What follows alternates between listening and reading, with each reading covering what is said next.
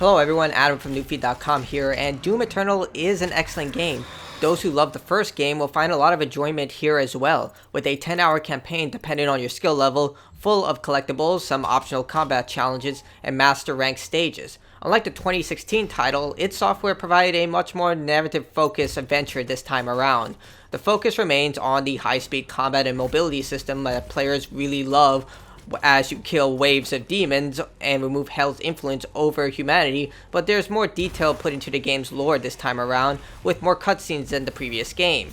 The issue with the narrative is the optional codex entries. These documents provided information critical to the game's lore and sometimes narrative, explaining certain characters, including the Doomslayer's origin, but if you happen to miss just one, you could be at a disadvantage from a story perspective. And there's a lot of reading. During my stream of the game, I dedicated about 2 hours to reading the various codex entries. The gameplay still has you ripping and tearing through demon hordes. Much of them are returning enemies from past games, with some boss encounters. The goal is to constantly be moving as you manage your ammo supply and evade demon attacks. The chainsaw attack has been linked to resupplying the Doomslayer. The chainsaw has 3 levels of fuel. The first level constantly charges and can be used to kill lesser demons, whereas larger demons require 2 or 3 charges obtained by getting jerry cans. The constant need for ammo can be annoying, especially when you run low. Health and armor are constantly a concerning factor at all times, but you can replenish these with glory kills and the flame belch, which is a mini flamethrower. You can improve these as well as the Doomslayer's weapons by obtaining predator coins from sentinel warriors and challenge tokens from completing challenges. There's also a grenade and ice grenade option that recharges just like the chainsaw. Weapons are plentiful, with each set of 2 using the same ammo type, with a few exceptions. Weapons are plentiful and most of them are from previous Doom games, so don't expect much in variety of new weapons. Each weapon is separated into 2 sets of 2, each using a specific ammo type, with a few exceptions. Each weapon has 2 modifications that could be further upgraded 3 times, 2 through challenge tokens and 1 through gameplay. Many of the weapons are from past games, as I stated, and that could be a letdown for a lot of gamers who are hoping for a new selection of items to use. The boss fights, while limited, are pretty exciting, but I do wish there were more of them. The low point of the campaign comes from the platforming and swimming sections. There's only 2 jumps during the second to last mission in the game that had me rage because of its obtuse precision in order to complete them. And the swimming sections were just boring, with the Slayer diving into radiated waters to blow up open cracks in walls in order to lower the water level, and you can imagine that these are extremely slow-paced portions of the game, and yes, they are. The environments themselves are beautiful and varied. There's plenty of areas worth exploring, and the details are amazing. The soundtrack brings everything together with an excellent array of tracks that get you pumped for the next demon-killing adventure.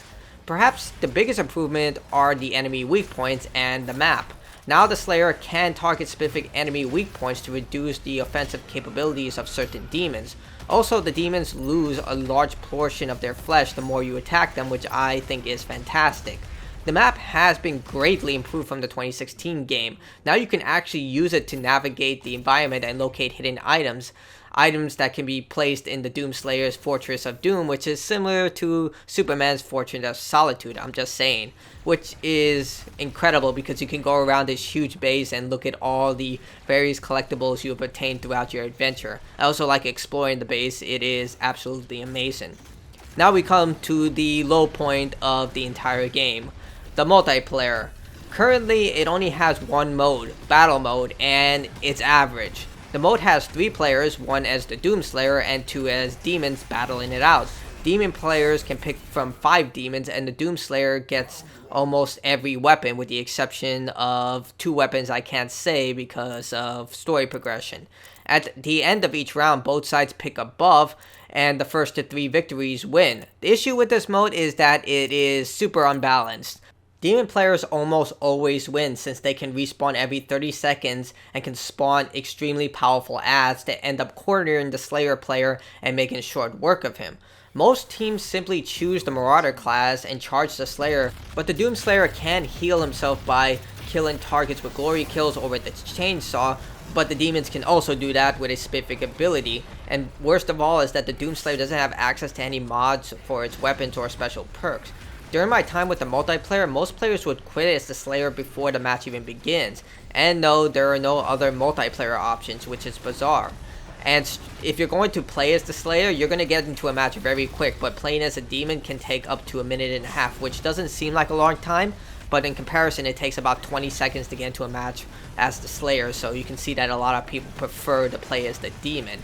It's fun to play as the demons from the campaign, but this mode does not have a long shelf life, and compared to Doom 2016, which has a robust multiplayer mode, I would recommend if you are looking for Doom multiplayer for the modern age, you go play that game, but the single player of Doom Eternal is well worth the accent price.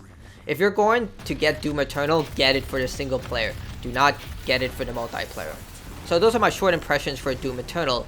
Check out the full written review in the link below, and I hope to see you all next time. Stay awesome, everyone.